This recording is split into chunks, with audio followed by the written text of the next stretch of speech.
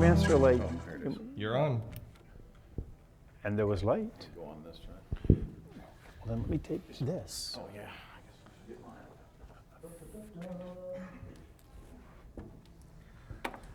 Good afternoon and welcome to the 2015 Northwest Pinball and Arcade Show. I'm Doc. This is David Shoemaker. And what we're going to cover this time around is the matrix. Well, One of the matrices. The matrix is going to be broken into two sections. The first section is going to be the lamp matrix. The second section is going to be switch matrix. We've found that a lot of people seem to have trouble with both, or one or the other, and so we're gonna try and help you out with that today. And we're going to start with the lamp matrix. Please understand that general illumination (GI) is not in the matrix. The matrix is only in the feature lamps. Sorry, we just lost your microphone. Oh. I just got to replace a battery. I broke it. Change. Juice me. Juice me.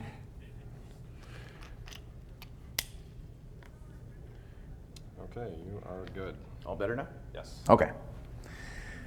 So again, the general illumination (GI) is not in the lamp matrix. The lamp matrix is going to be all of your feature lamps. Feature lamp means something under direct computer control individually. Please don't get confused between feature lamps and flash lamps. Flash lamps are controlled by solenoid circuits. So 9 times out of 10, they are not in the lamp matrix, they're in the solenoid matrix. We'll cover the solenoid matrix later on this evening. What we have with us today is a rough example of a Williams Pinbot, and that's what we're leaning on and hoping it doesn't fall down on us. And we'll cover some of the lamp matrix in that. The drawings that we have were just a couple that I pulled out of random Williams manuals that I had. They match. They're Bad Cats, which is I think a Williams 11C, I think, if I remember correctly. For the most part, the lamp matrix throughout the manufacturers is pretty much the same. There are slight variations, and the reason that they went with the lamp matrix is they can take 8x8, and 8x8 gives you the ability to control 64 lamp circuits by only using 8x8. So we say matrix, we mean this is the layout, this is a column, this is a row. If you want to address seafood wheel number 3, you're going to do column 6, row 3, lamp number 43. Okay, lamp number 43, if you're in question as to where it is, it's going to be 43, and you come to this drawing and it shows you that that lamp is right here. Okay, one of the kind of important things to note, 43, this column is controlled by Q56 on the driver board. It's also accessed through Q82. The combination of those two controls that particular item. If you have a case where 4 lights are out in various parts of the game, you look at them and you go, all right, I have seafood wheel 1, 4, and 7 are out. But 6 and 8 are fine. Okay, that tells you something very, very important. It is not the column. If wheel 1, 2, 3, 4, 5, 6, 7, and 8 were all out, there's your problem. Probably Q56 or a connector related to that.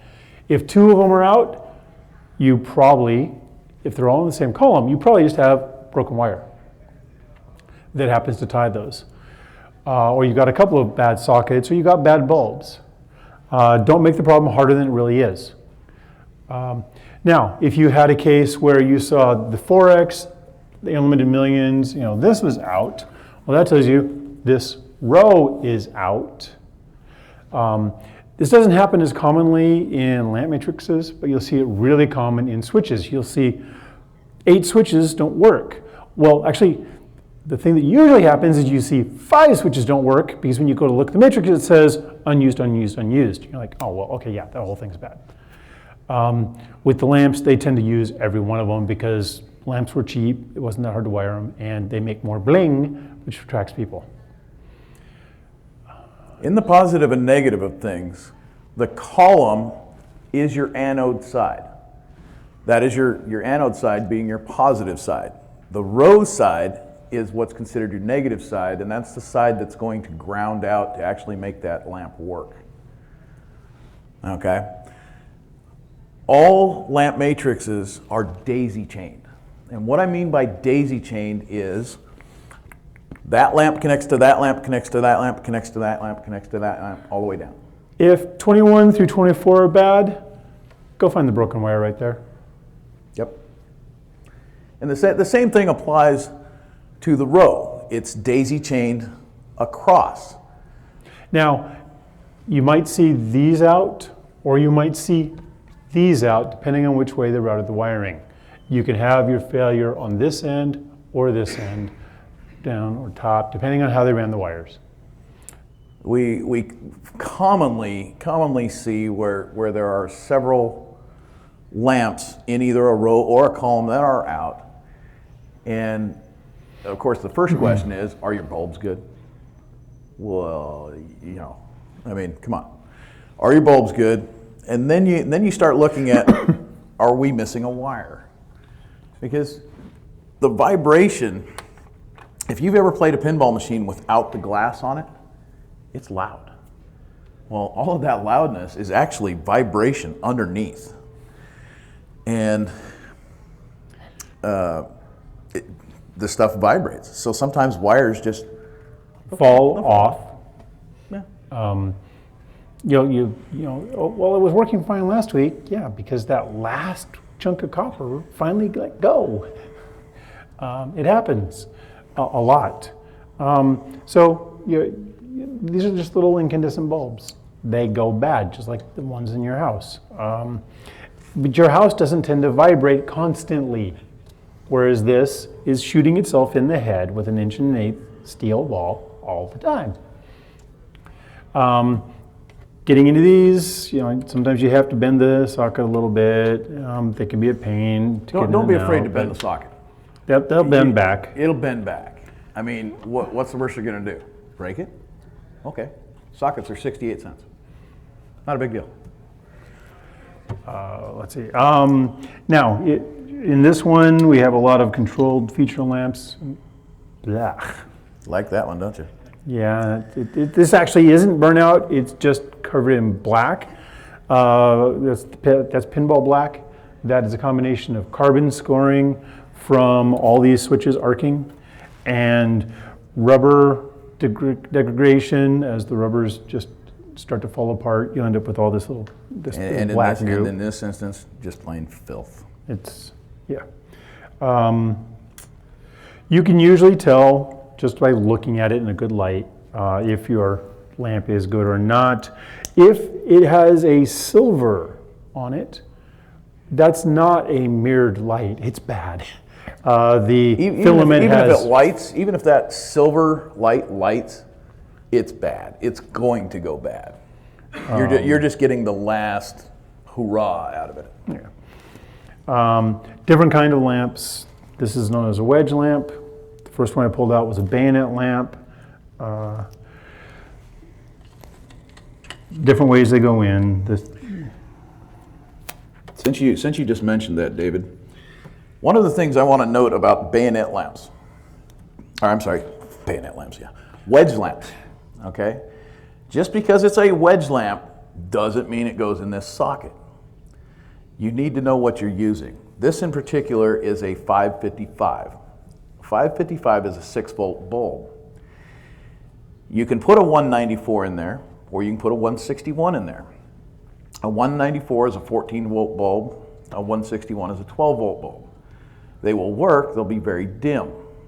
However, if you take and put a 555 into a 12-volt socket, Where it was 161 expected, it'll be really bright for a while, and hot and then it'll flash once, once. and then it won't be anymore. And I had a gentleman in particular that has a whitewater. Apparently in the top of the whitewater there are 16 bulbs. And he put all brand new 555s in there. And he says, I don't know what, they were working, but I turned it on today and none of them work. And I said to him, well, are they silver? Yeah. I said, you have the wrong voltage bulbs in there. Those are 194s. Your manual will tell you whether it's a 194 or a 555. Yeah. The manuals of any reasonably modern game, I say that like a 30-year-old game, will tell you what bulbs were expected. Then again, if you're in question, put your meter on it. If you got 5 volts, you know it's a 555. It's not so bad in the bayonet lug because the majority of the bayonet lug bulbs are either 47s or 44s, which are both 6-volt bulbs. When you need a 12-volt bayonet bulb, it's a weird number. It's like a, I don't know, 1860 or something like that, 1861. And so those, you won't see too many of those. Okay, so there's something else you can note here.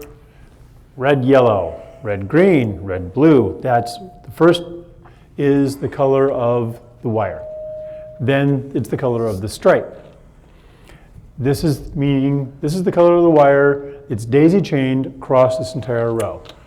You have the same kind of thing, yellow, orange, yellow, black, yellow, green. That is for the column. So you can go in and say, all right, this lamp has got what colors at each end. And so this is a yellow with purple. This is a red with white. And that is how you trace wires through the spaghetti. Most of the time, the matrix will be in order of how it's wired. And I say most of the time because it's not always that way. Most of the time, so like it'll go from meow again, will start your daisy chain, and then it'll go to 2x, 3x, 4x. Most of the time, they'll follow that order of the column. Rarely ever will they follow the order of the row, because the row is usually when they start getting off of, you know, these all go down the center, and this is over across from it. The columns usually follow suit, though. They're usually in order. Yes, I have a question. go right ahead. You'd mentioned like the Q62, whatever. Is Yeah. that the tip 102 or the transistor? It's the controlling transistor in the back box on the driver board. And then what's that number below it, like the 1J73? Is Ah, that the connector? That is That is the connector, yes. Yeah, on board number 1, J, you have J and P. 7-1 is pin number 1 on the connector. Pin 2, 3, 4, they skip 5, it's probably the key pin on this header. 6, 7, 8, 9. Whenever it says J, that's the header. Whenever it says P, that's the connector, The plug. the plug, exactly. And when you have a missing number, that's usually the key Yeah. to that, the key to that pair, header and connector. So in this case, this connector, 4 is missing. That's the key pin.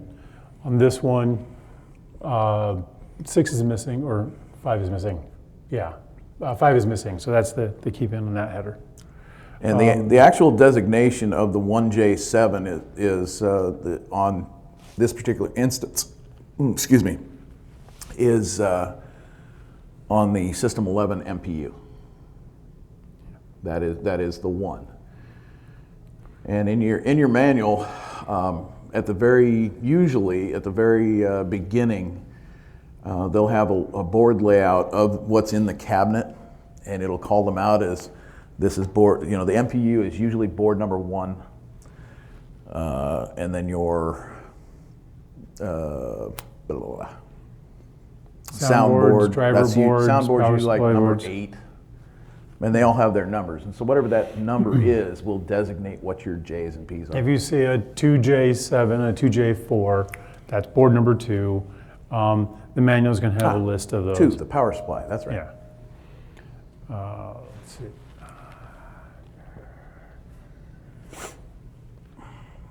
That cover you? Okay. Any other questions? Jump in. We're interactive. Or we're not, apparently. Okay. Cool. I have another one if no one else. Go right ahead. Feel free. So let's say the game is trying to light the Y in toy. Okay. At the same time it's lighting, let's say like the C in Bad Cats. Okay, here and here. Isn't that also gonna light Jackpot? Because now you have negative going to that. Okay. This is where the secrets of the matrix come in. Red pill, blue pill. And apparently that light doesn't like me to talk about it. Someone check the filament. Yeah. Okay. So, Yeah.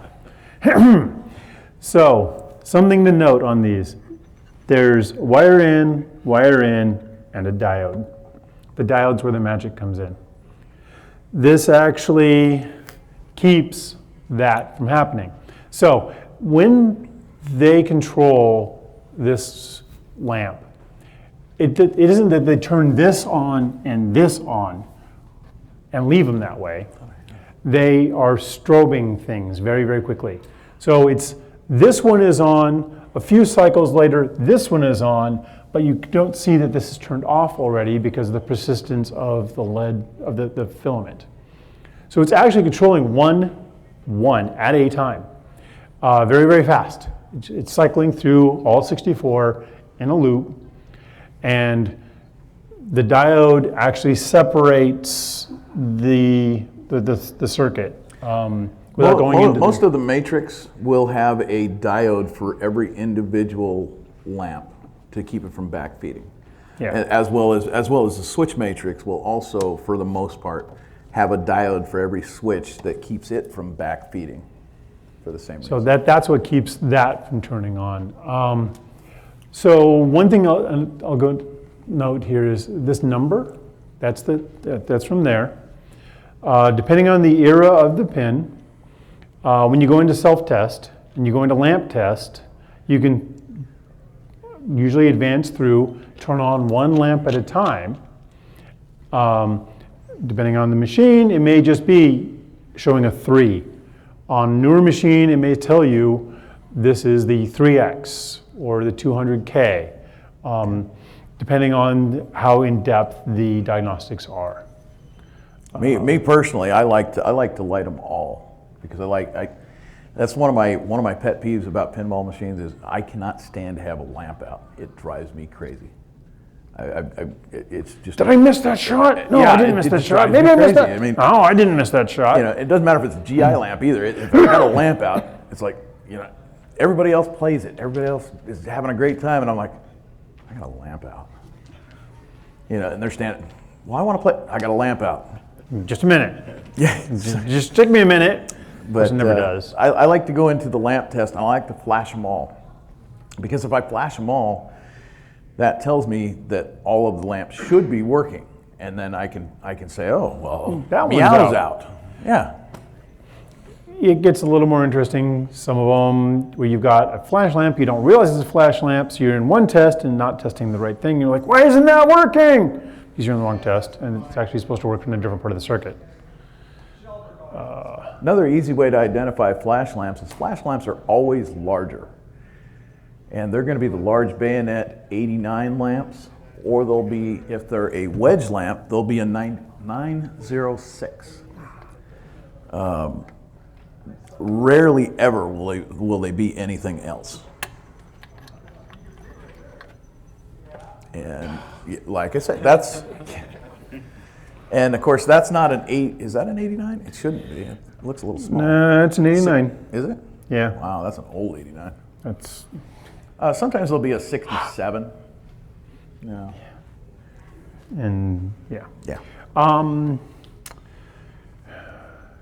General aside, LEDs versus incandescents, that's a whole other ball of wax. Some people think it's the greatest thing because they're cooler, they run less power.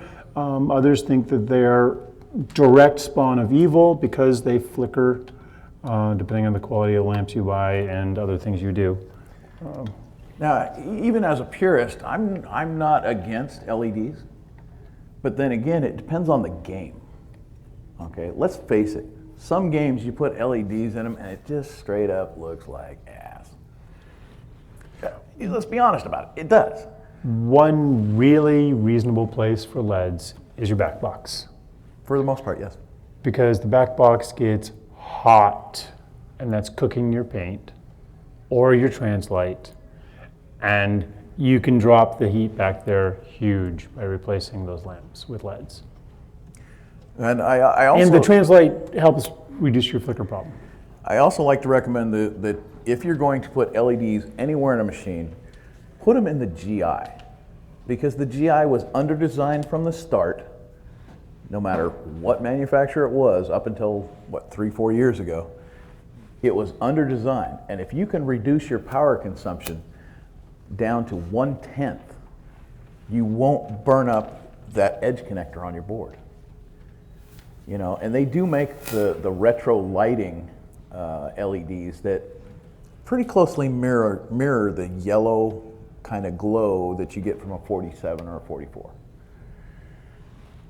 Or you can be like me and I don't notice the difference between a white and a yellow. I don't give a shit. But if you want to see something that looks really good with LEDs, I have a completely restored, ground up restoration xenon up on the play floor for you folks. That looks good with LEDs. It's sexy. So I was experimenting a little bit with LEDs, Mm-hmm. and I was putting it under like a bonus counter. Sure. Oh, a red triangle. I'll Yeah. put a red one and make it more intense, jewel tone, and look really Yeah. nice. And it lasted about 5 minutes in attract mode, and then went out. Okay. So was that a? Did you try a different bulb? No, because I only got basically one for experimenting. Okay. The lamp works fine. Does the lamp actually still work in a different spot? That particular one, no. Okay, you just got a bad bulb. Currently, LEDs can be bad too. all LEDs are manufactured in either China or Taiwan, which Taiwan is part of China, but anyway. And the quality control for the LEDs that are currently available for pinball are a little on the weak side. And it doesn't matter who you buy them from. I mean, I've bought LEDs from CoinTaker that have been just junk. And it's not their fault. It's that there's no real good quality control. And I bought, some from Pinball Bulbs that, well, and it's So like one David thing- says, I mean. They rate these things in MTTF. It's mean time to failure. And that could be 10,000 hours. What that means is that amongst the entire product run, on average, they will last 10,000 hours. But some have to fail in a minute, and some have to fail in 20,000. You just got a bad draw. I can tell you one of the worst places to put LEDs is in pop bumpers. They don't like pop bumpers. I disagree, because I like them in pop bumpers. Oh, I like because them they in don't there, but- melt the top of the cap of the pop bumper. I agree. But you're going to replace them more often. But you have to replace it more often because the action of the pop bumper takes it out. Yeah, they don't have a filament in there whacking around, but they have lots and lots of solder connections, and those can crack. And sometimes they'll crack internally, and you can't fix it. But you dislike bulbs? I hate melted plastics. Yeah. 5 minutes. Well, hey, why don't we take this 5 minutes and we'll, if nobody has any questions, we'll set up the switch matrix, and that way we can just roll right in. But if you have questions, you can ask as we're putting up our matrix. Any other? Okay.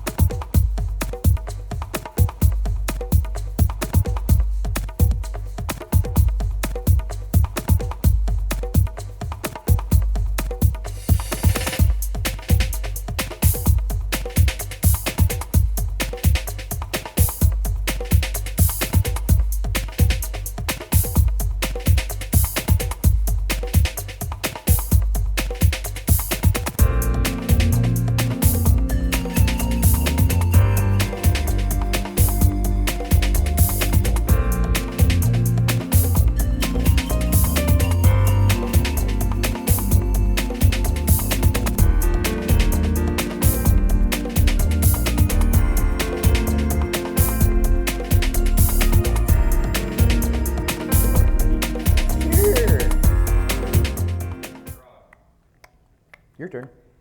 Hi, welcome to the 2015 Northwest Pinball and Arcade Show. My name's David Shoemaker. This compatriot of mine is Doc Okert. We have been working on and collecting arcade games for 30 plus years between the two of us. We have collection amassing too much if you talk to our wives. Hey, she just bought me a new Mustang pinball. Can you get her to talk to mine? And yeah, that's right, I just got the Star Trek. Okay, I gotta shut up now. All right, moving along. But I got a Kiss LE on order. Yeah, right. Yeah. All right, did you film him on WAS yet? Okay, oh. Yes. Yeah, this is called dick measuring, and we do it once in a while. And it's got nothing to do with the switch Because matrix. I'm a fat guy doesn't mean I don't win. This is got nothing to do with the switch matrix, which is what we're going to talk about. So if you were here with us moments ago, we finished up the lamp matrix. Switch matrix and lamp matrix